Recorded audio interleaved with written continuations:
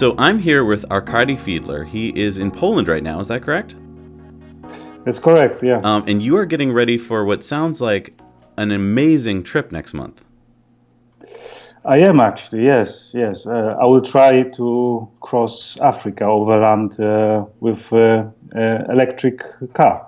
Wow. Okay, so now you have a little bit of experience with this, right? Because you've crossed some amazing places in a small car before. Never an electric, right? But you've done it in a Fiat 126P. Yes, that's right. That's a classic car, so quite opposite. I did two huge trips in that car. I crossed Africa, East Africa mainly, in 2014, and in 2016 I did a trip through Asia. I drove from Poland through mainly Middle Asia, like wonderful places, to Vladivostok at the far east of Russia, 22,000 kilometers. Wow. And now you have a YouTube channel and you vlogged your entire trip. Well, I think it's a little bit too much to say YouTube channel. I'm not. I didn't pay much attention to the channel because my main goal was to create a TV series, which I managed to do, which is a great story as well, because I'm not a professional. I'm not a person with a media background or anything like that, and I just decided to leave my work one day and go for the trip, hire a crew, a cameraman, and create this series and try to sell it. I managed to sell it one. Now I'm trying to sell another one. Hopefully I'll do it just before I go for another adventure, which will be next month's Electric Explorer adventure. Now, tell me about this next trip you're doing. So you are going to drive from the south of Africa to the north, or from the north to the south? From Cape Town, from south to the north, to Europe. I plan to get to Europe and then through Western Europe drive to Poland. So Africa is one part of the trip, and then easier part, I hope, through Spain, France, Germany, get to Poland. I guess I have to ask this right up front, and please don't take it the wrong way, but are you crazy? Well, many people ask me that. Many people asked me before when I was taking the little Fiat for such long adventure. Well, I don't think so. I'm a traveler. I'm an explorer. Today the world, we know the world. It's explored geographically. We see many places on TV. We can read about these places. We can view many YouTube channels or Facebook pages. Discover these places from your desk, really. But as an explorer, I think that going traveling, it's like a personal exploration. You get to this place, you can feel it with your own body. You can see things with your own eyes, and that's what I love with the modern exploring. You do it basically for yourself, and it's a little bit with this trip as well. Obviously, I add something extra because electric cars are in Africa. They are mainly in South Africa. There was a car which driven a few thousand kilometers in Kenya and Tanzania a few years back. But no electric car crossed the whole continent yet, and obviously that really excites me. As I'm a traveler, explorer, that an unknown really excites me as well. And when I was thinking about cars, electric cars, which I first come in contact in London when I lived for some time, it was in 2011. They started to interest me how they started to develop. We can see the same now in Poland. We're quite behind, but they're appearing on the streets. There was new law brought this year to help people decide to buy those cars, and I think it's a great opportunity for me on one side to explore, to find out on myself, is it possible or not, how I am going to be perceived by people there, by locals, and also to promote it a little bit here at home. Now, you're going to be driving a Nissan Leaf Yes, with, I think, a 30 or 40 kilowatt hour battery. 30. 30 kilowatt. So, how did you choose this car? Because it doesn't have a very long range, right? It has about 160-kilometer range. Well, yes. I was looking at many different brands when I was thinking about this trip. I've written to many companies, tested some of these cars. It's a mix. It's a mix of factors which make me decide to take this car. The most obvious was that the Nissan was the only company who replied to me that that they were really excited about things like that. The others, I had troubles to test them. I asked Hyundai to test their electric car. Forgive me, I forgot the name. And they offered me that I can test here by hybrid car, not electric car. Mm-hmm. So I had a lot of troubles with others, and Nissan was really excited about that. So I decided to go with Nissan. I bought the car, obviously, and with a little bit of help from Nissan. And for me, the important fact was that this car has been tested a lot. There's almost 300,000 driving these cars on the streets. They did, millions of kilometers. Many things were developed during the lifetime of this car. So basically, it's quite reliable. And in the conditions which are going to be during this trip, this is very important for me that I can count on this car. The range, is quite disadvantage for me. But I plan to do no more than 200 kilometers a day. Okay. That's my plan. There are some places where I might struggle to charge the car. But basically, I planned the whole trip from socket to socket, and that's how I plan to get from one end of Africa to another. Just carefully planning. That I might assume that at this place, after 200 kilometers or maybe 150, there will be a socket. I will be able to stay there overnight to charge the car. Because obviously there's no fast chargers, right. and I can only rely on sometimes three-phase sockets or just normal standard household sockets.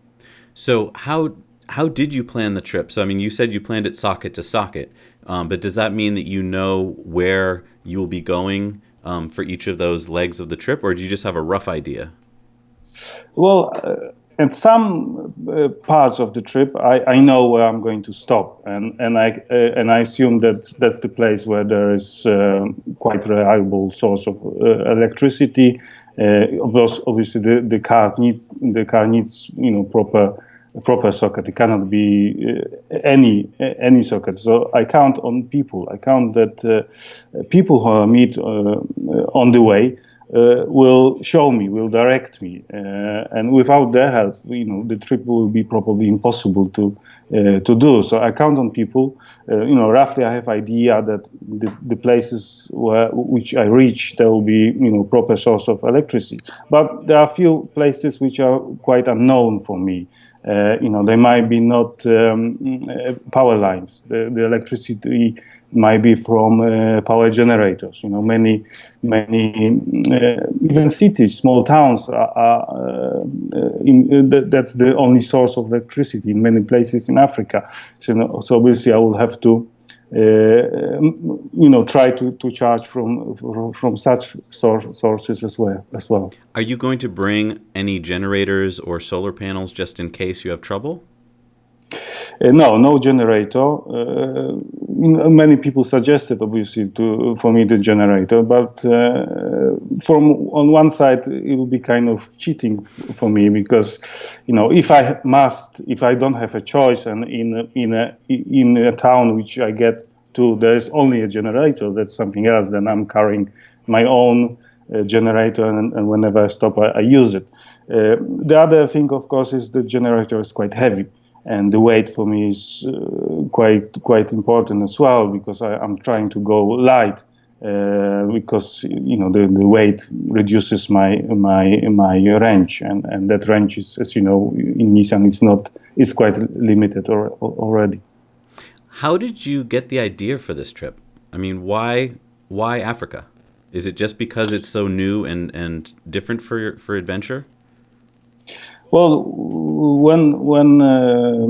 when I thought about electric Explorer, I was considering to go first maybe through Europe, maybe through Asia, or maybe North America or South America.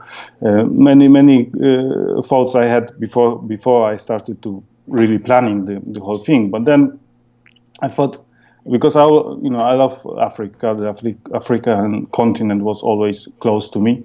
From my grandfather, he was quite famous traveler in Poland. He wrote almost over 30 books about his travels, and I remember him, last his days, years, and last his trips were to Africa when I was a small child. So maybe that's why Africa was always close to me through him. And always, I wanted to go there. I crossed East Africa, and as well I wanted to cross West Africa. So I thought maybe I should take the car there and make it a little bit harder to me, of course.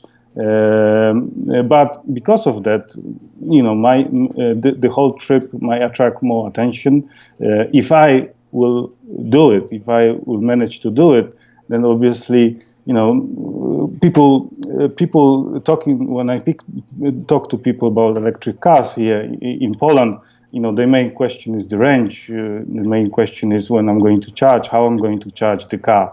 And by showing that, you can cross such a distance in a car which is basically designed for cities. Maybe they'll take another look at this vehicle. So I thought, I'm not going through Europe. You can, every house is a source of electricity. Every house is a source of power for a car. The same, more or less, is in Asia. You can choose your roads through big cities.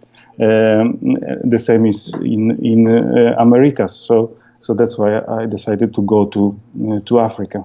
Because I mean, if you complete this journey, you will make the record books. I mean, you will be having the first Africa overland electric vehicle exploration, right? Well, it sounds amazing. Yes. I think it's going to be amazing. Yeah, but obviously I have to get to the end first, and it's I don't know. It's big. I know. I know. Many challenges I had. I've seen many countries in Africa. I've seen the development. Of course, thinking of Africa, we have to think not as one, because there's 50 different countries, over 50 different countries. Every country is different. Every country have different development, different infrastructure, and most of the countries in Africa are developing, and you can see it. I've been in many places, 3-4 years ago. Then I came back to those places 2 years later, and they were completely different. There were new roads, there were new houses. And you can see it that it's changing very quickly. So you can plan this trip that you might assume that you will get to that power source right now. You will be going on tarmac. The new roads are being built. Obviously, there will be some tough places as well, rough places, gravel, maybe mud, but most of the trip should be doable. It's for me them white spots, the spots which are unknown to cross, and learn how to do it, learn how to drive, that I will be able to get the car on the other side. I'm really curious to see, because I've watched some of your videos on your last trips where you went over just incredible roads that look like they're impassable, and you somehow, with your driving skills, got through them. I'm really interested to see how you're going to do it in the Nissan Leaf, and if you're going to have an easier time because it's electric or a harder time. What do you think? You think it's going to be easier or harder because it's electric? Um, well, I don't know, but I think the main problem with this car is, I mean, with probably any electric car in difficult conditions, on difficult roads, maybe a little bit off-road, gravel, mud. It's the weight. That's my concern. You know, that if there's a mud ahead of me, you know, I might get stuck in it. Obviously, to get out from this mud, I will use more energy, which limit my distance, and then maybe I won't be able to do this 200 kilometers. Right. You know, I've been testing this car for maybe 9 months now, and basically my aim during those tests was to learn how to drive economically. And I managed to do 270 kilometers Wow. in this Nissan Leaf, which, you know, according to the books, it's about 170, as you said. Right. And with the European test, it's up to 250, which is quite impossible to reach when you drive normally. But, you know, I learned to do 270 kilometers. Obviously, difficult terrain will limit this range. You know, I know some techniques which help me to bring the car on the other side again. And also, again, I will count on people. If I get stuck, if something goes wrong, you know, people are the only help. Right. And they've helped you in the past, right? I've seen people come out from their villages and help push you along when you needed help. Yeah, I mean, people usually on the road, they're very, very helpful, very kind to travelers. You know, they're interested. You know, my little car, which I crossed Africa before, you know, was huge attraction on the road. It was like the main event of the village or town. Right. You know, something like that. People never saw a car, such small car before, and obviously that attracts them. I kind of hope to achieve the same with the electric car.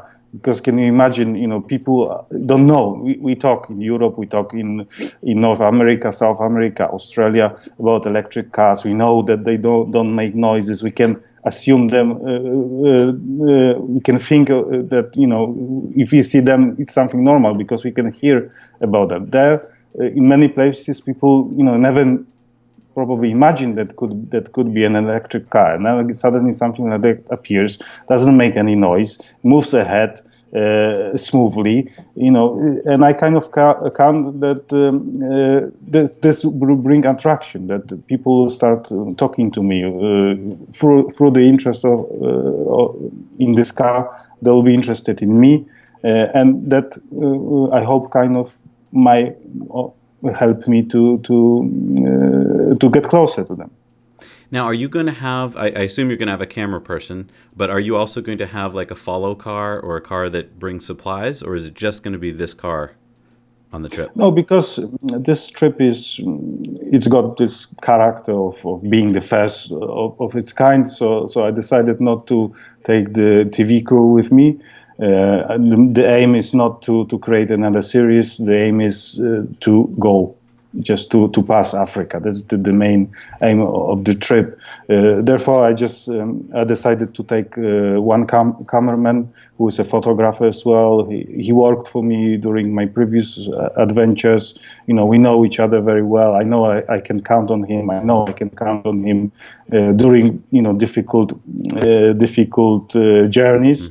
And he's going to me with me. Obviously, you know, we'll support each other. And his main goal will be to document the trip. You know, that I will be able later to share it, to show it how the trip was, and show my adventures. How can our followers follow you on your trip? I know that you're going to have a TV show, hopefully, about this, but are you going to be sending out any YouTube videos or documenting it on the way? How can we find out? Well, because I assume that probably I will have a lot of time waiting for for the car to be charged, because you charge car 16, 17, 18 hours from zero to full from normal socket. Sometimes I might wait for electricity as well, which we have blackouts quite often in many places, in many countries in Africa. So obviously I will have to be patient. But during the time, I will have a time to maybe create some videos, maybe to upload some videos on my YouTube channel. I kind of hope to use it a little bit more to kind of maybe share it, not live, but with some few days or week or a couple of weeks delays. Share the videos on that YouTube channel, but my main media is Facebook, my Facebook page, and most of the materials, most of the content I will put there. Because we have on our show what are called video contributors, people that send in 1 or 2 minutes of video. We would love it if you have time on your trip to send us a couple updates to let us know where you are and how things are going. We'd love to put that on our channel so we could send people to your channels, to your Facebook and so forth, because I'm sure a lot of people are going to want to know about what you're up to and how you're doing. Well, I'll try. That would be great. That would be fantastic. That would be great. Yeah. One question is, it's wonderful to see your last trip with so many positive people coming out and helping you on your trip and being excited about your trip. But do you worry at all about your safety on your trip? Are there any countries you're going through that you're worried about? Well, of course, the safety is a main concern when you travel. There are some countries which might be difficult, but you just have to be careful. You just don't try to go to the places if you think that maybe you should turn back and take a different road or stay somewhere else. You should consider things like that. That's what I usually do. So I'm not very much worried about safety because I'm a careful person. But what worries me that some of the countries I'm going to cross are quite unstable.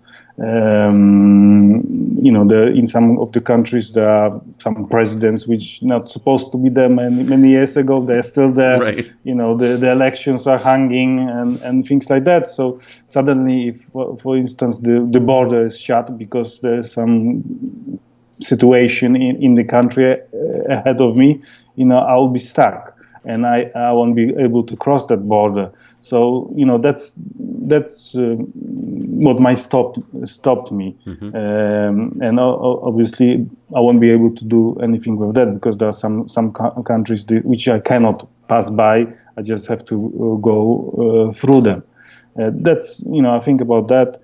Some of the borders are quite difficult to cross. West Africa is a little bit more difficult, with officials, with paperwork, bringing a car with you.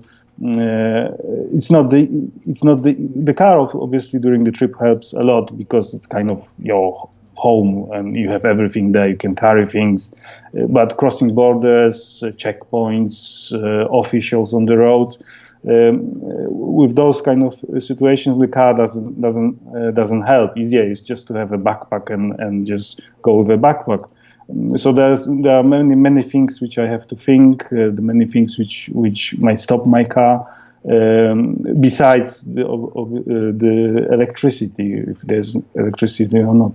On your last trips, you stored tires on the roof of your car because I assume that's something that wears out. Are you going to bring extra tires on your trip this time? Yes, I have two spare tires. I think that should be enough. I was thinking about tires as well. Many things we have to take in consideration because obviously the tires helps on rough terrain. They helps to get you out. But with this car, obviously I have to think that the tire should bring me, give me more range. Oh. So I decided to go to take quite economical tires. Really? Which extends my range. Obviously, if I get again stuck in the mud, I might have problems. Right. But as I said, most of the roads will be tarmac. Probably 85-90% will be just tarmac. And that tire, which is not so good on the mud or gravel, will help me on the tarmac. And so some of your strategies for getting more mileage out of the car, I assume, are to slow down, right? So to go, how fast do you think you'll be traveling on average to get the most out of the car?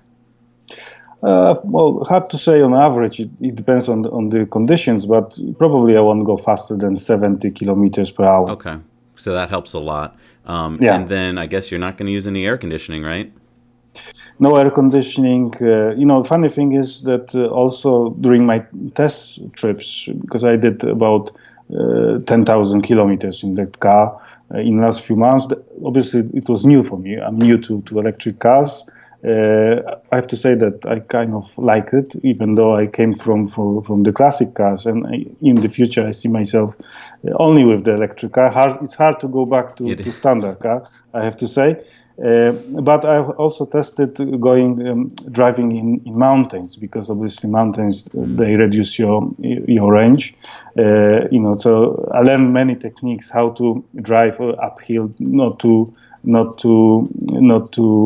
lose that range as much, which was quite helpful, and probably I will be using that techniques as well. How long do you think the trip is going to take? Well, that's again, it's unknown. I would like to do it within 4 months. Okay. So I would like to come back at the beginning of June, maybe end of May. Perhaps I might do it quicker. I'm not sure. It all depends how long I will have to wait to charge the car or wait for electricity. I can't wait to hear about your trip. I hope that when you come back from your trip, we can talk to you again and find out some amazing things that have happened to you on your journeys. Sure, yeah, I'll be glad to come back. Awesome. Well, I wish you the best of luck on your trip. I think you're doing a tremendous thing. I can't wait to follow you on your trip, and I know all of our viewers probably feel the same. So I wish you the best of luck. Go break a record. Thank you very much. Thank you for having me on your show. Thank you. This is very inspirational to have you, because your sense of adventure and spirit is contagious. Thank you. Maybe one day you'll go for such a trip as well. I don't think I would do it in a Nissan Leaf. Thanks so much for watching Now You Know. We work hard to bring you videos about things that we think you'll find useful, but we need to know from you what you want to see, so leave your comments below. Also, don't forget to go over to our Patreon page, where for as little as $1 a month, you can watch our Patreon bonus story every week on Tesla Time News. Thanks again. We'll see you soon.